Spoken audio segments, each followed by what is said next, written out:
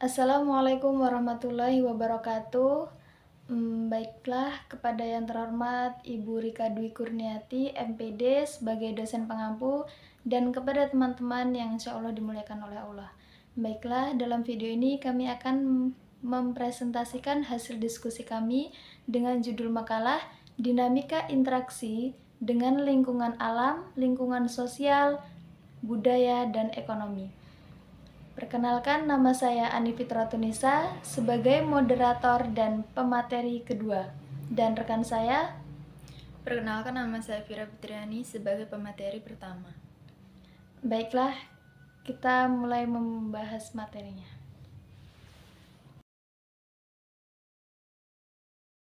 Dinamika interaksi aktivitas manusia. Dinamika merupakan aktivitas yang dilakukan oleh manusia terhadap lingkungan yang bisa mempengaruhi sekitarnya. Ini juga disebut sebagai interaksi terhadap lingkungan. Interaksi tidak bisa lepas dari kehidupan manusia. Dan lingkungan misalnya makanan, minuman, dan bernafas. Interaksi lingkungan dapat dipengaruhi perkembangan manusia secara langsung dan tidak langsung.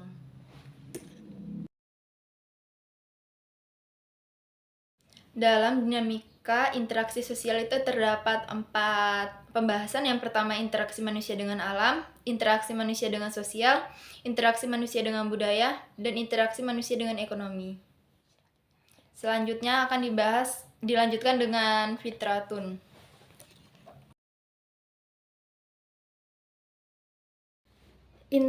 Dinamika interaksi manusia yang pertama yaitu interaksi manusia dengan alam. Interaksi dengan alam merupakan interaksi antara manusia dengan lingkungan, terbentuk alami. Melalui interaksi dengan alam, manusia dapat memperoleh banyak manfaat untuk memenuhi kebutuhannya, misalkan dari pertanian, perkebunan, perikanan, hingga peternakan merupakan bentuk interaksi manusia dengan lingkungan ataupun dengan alam.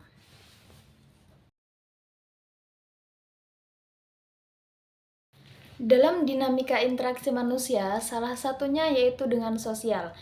Interaksi sosial juga menjadi bagian penting dari kehidupan manusia dengan melibatkan berbagai bentuk perilaku dan komunikasi antara individu satu dengan yang lainnya.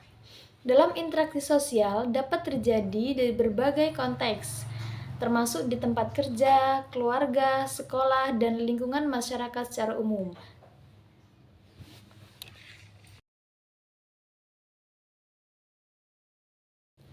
Contoh dari interaksi manusia dengan sosial yang pertama yaitu saling sapa dengan senyum saat bertemu dengan teman atau kenalan.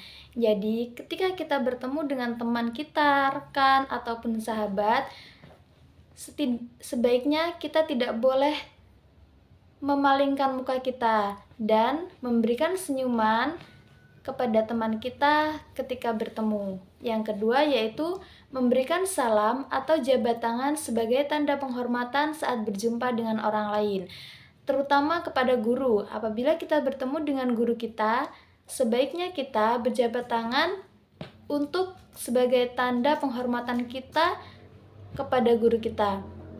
Yang ketiga yaitu saling membantu dan tolong-menolong kepada sesama yang membutuhkan. Misal, ada teman kita yang mendapatkan kesusahan dalam kehidupan mereka, kita baiknya selalu berinteraksi untuk membantu mereka.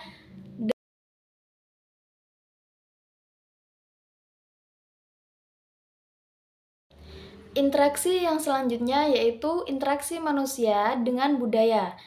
Proses interaksi sosial yang terjadi antara manusia dengan budaya yaitu adanya hubungan antara adat istiadat yang dibawa oleh masing-masing orang.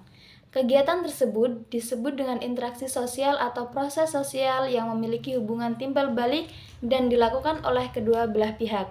Dalam interaksi dengan budaya termasuk juga dalam interaksi sosial, karena dalam budaya kita juga memiliki partisipasi dan bersosialisasi.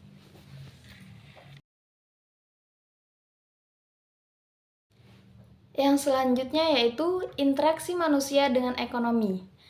Interaksi manusia dengan lingkungan ekonominya berkaitan dengan usaha atau kaitan yang dilakukan manusia untuk memenuhi kebutuhan hidupnya sehari-hari. Misalnya, seseorang yang memerlukan beberapa bahan makanan, maka akan melakukan aktivitas jual beli sayur mayur yang berlangsung di pasar ataupun supermarket. Jadi, interaksi manusia dengan ekonomi yaitu sosialisasi kita dengan kehidupan ekonomi kita.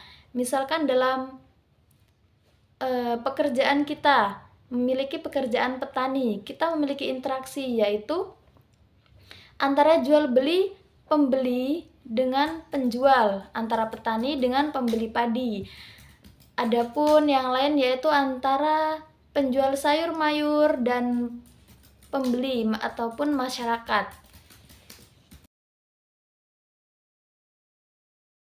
Dan yang terakhir yaitu bagaimana partisipasi kita dalam penanggulangan masalah lingkungan hidup.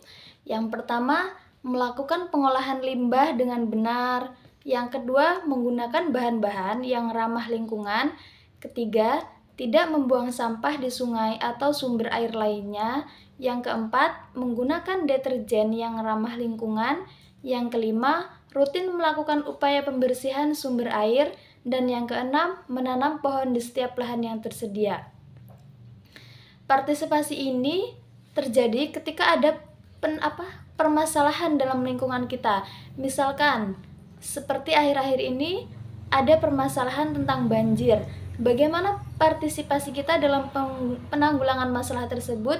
Yaitu dengan tidak membuang sampah sembarangan dan mengolah limbah yang benar.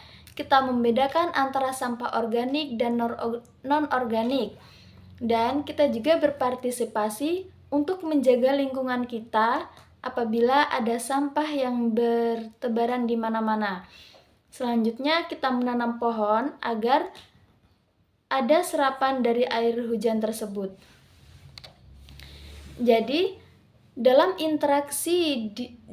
dinamika interaksi manusia itu terdapat interaksi manusia terhadap alam, terhadap sosial, budaya, dan ekonomi. Dan yang terakhir yaitu partisipasi dalam penanggulangan masalah lingkungan dalam hidup kita. Penanggulangan masalah lingkungan dalam hidup tergantung pada masalah yang terjadi. Dan baiklah, mungkin cukup sekian materi dari kami, dari kelompok 7. Apabila ada salah dan kurangnya, kami mohon maaf. Kami akhiri. Wassalamualaikum warahmatullahi wabarakatuh.